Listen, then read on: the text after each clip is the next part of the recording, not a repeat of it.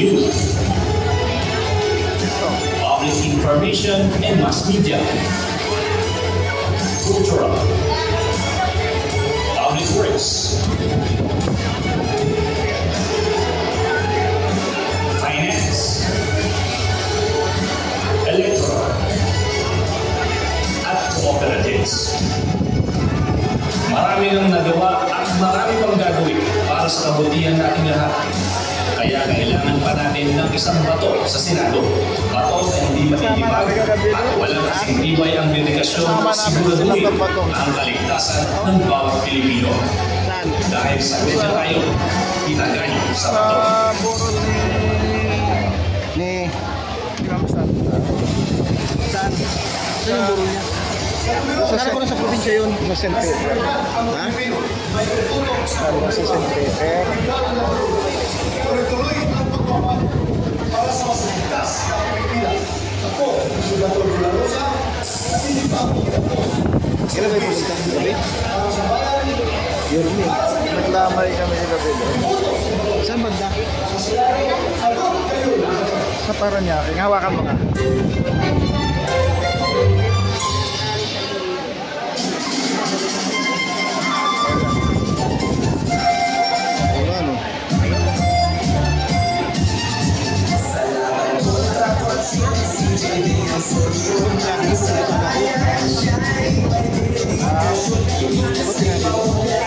Sabi ako dun sa GC wala naman, hindi mo lang kasama sa GC nyo eh. GC nyo lang naman, wala naman sa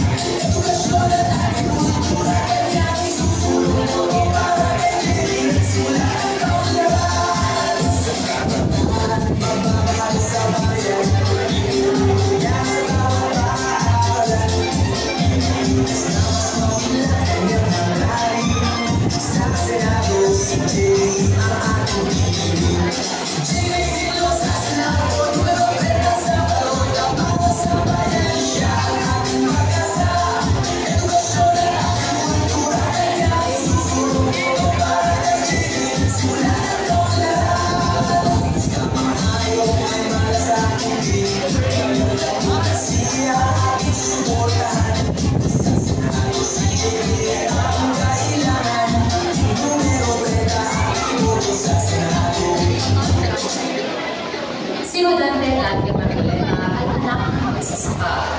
Lumaki sa hirap, ngunit nagsikap sa pag-aaral at naging batikang abogado.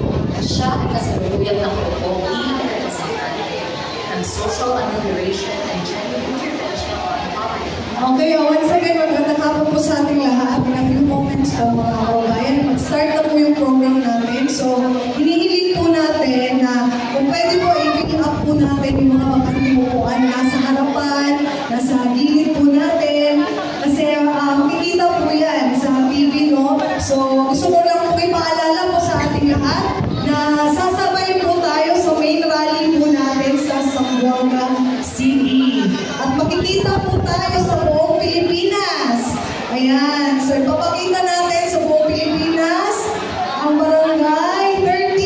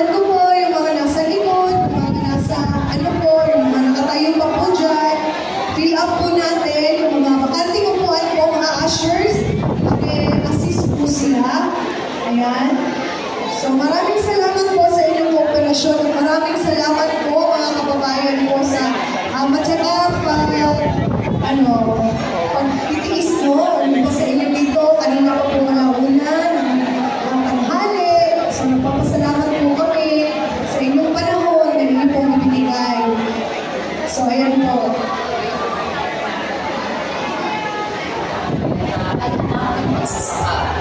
Lumaki sa hirap, ngunit nagsikap sa pag-aaral at naging talagang abogado. Siya ay kasalukuyang nakaupo bilang representante ng Social Amelioration and Gender Intervention on Poverty o SAGIP Party List na kumakatawan sa sektor ng maraming na nagusod sa Kamara. Bago siya nahalal bilang isang mambabatas, si Dante ay 20 taong naging abogado ng tatanggol sa mahihirap at walang naman. Marahil, ang malawak na karanasan niya ito ang bumulma sa kanyang hangganing magsilbi sa bayan at naghanda sa kanya para sa mas matataas pang pupulin sa ating lipunan. Nitong 19th Congress, minabuti niyang Ayan guys, dito tayo sa isang pagtitipon ng PDP laban.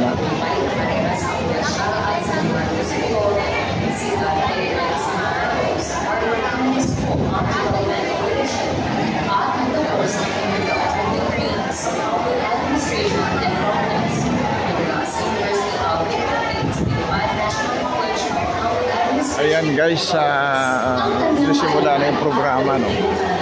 Bilang mahusay at ang siyang kailangan ng ating bansa. Kay Marcoleta, may pag-asa ka.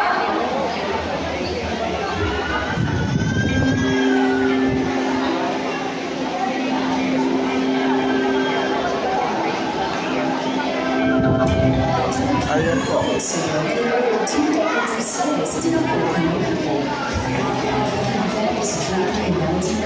As an executive assistant to the head of Senator and former President of the Republic. In 2019, he was elected as a senator, twice third, with an impressive 21 million votes, an extraordinary achievement for a voting genre into first-time candidate. Since joining the Senate, he has recorded 0 absences from 18 Congress up to the present 19th Congress, a testament to his unwavering dedication to his duties. As the chairperson of the Subcommittee on Health, he spearheaded the creation of the Malasakit Centers, which simplified access to government medical assistance for poor and indigent patients by uniting all relevant agencies under one roof.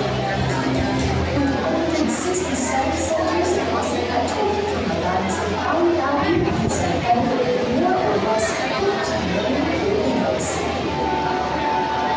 His commitment to healthcare also led to development of more than 600 super health centers providing primary healthcare and early disease detection nationwide.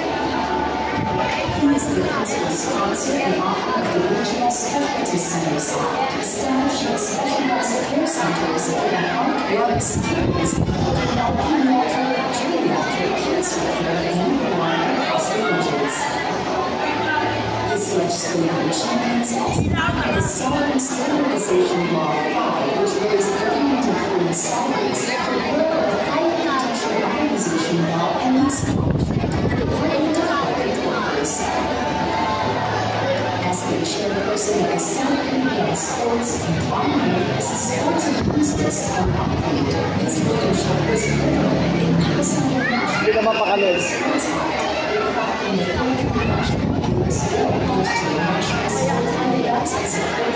including those with disabilities. The country supports grassroots sports development, organizing